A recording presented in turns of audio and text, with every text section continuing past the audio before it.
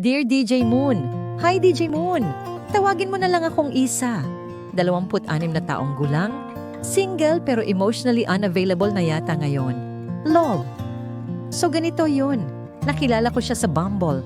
Let's call him Mr. 5-star. Grabe DJ, hindi siya basta-basta. Gentleman. May pa-flowers. Nilibre ako sa isang rooftop restaurant.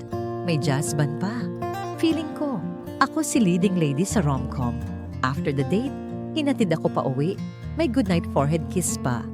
Oo, DJ, forehead kiss, hindi lang beso. Iba, di ba? Tapos kinabukasan, wala. No chat, no scene, no had fun last night. Dedma. Inisip ko baka busy lang. Isang linggo ang lumipas, wala pa rin. Tinext ko, sinend ko ng meme. Whaley.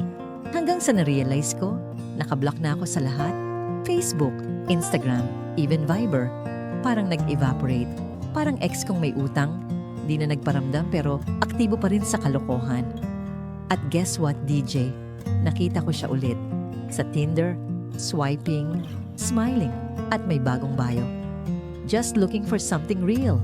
Tangina, di ba? Real daw. DJ Moon, anong mali sa akin? Bakit parang na final destination ako sa sarili kong love story? Isa, ghosted and roasted. Ay Isa, ghosted and roasted ka nga talaga. Pero girl, listen to Ate Moon. Una sa lahat, you did nothing wrong. Uulitin ko yan kasi minsan kailangan natin ng replay bago tumama. You did nothing wrong. Minsan kasi, kahit perfect ang simula, kahit may jazz band pa at forehead kiss na akala mo pang K-drama, wala pa rin kasiguraduhan. Kasi may mga taong hindi naghahanap ng pagmamahal, naghahanap lang ng pansamantalang kilig, ng audience, ng thrill. At kapag nakuha na nila yon, exit stage left. It's not your fault that you gave something real. It's his fault that he came in with a script he never intended to finish. Let me guess, lahat ng signs na akala mong meant to be, naging breadcrumbs lang pala. Kasi yung mga kagaya niya, sanay gumawa ng great first impression package, pero walang follow-through. Mabilis mag-invest sa umpisa. Kasi hindi naman long-term ang balak. And you know what's even worse? Blocking you. Like, wow, may pa-Tinder bio pa siya na looking for something real? Ang totoo, ang real lang sa kanya ay ang galing niyang magtago. Naka-witness protection level, girl. But hear me out. The block wasn't rejection. It was protection. Baka kung tinuloy pa niya yan, mas nasaktan ka, mas naloko, mas na-delay ang healing mo.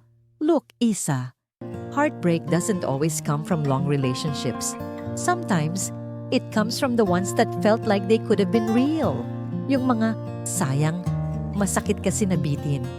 Kasi, di mo alam kung ano ang sinayang talaga.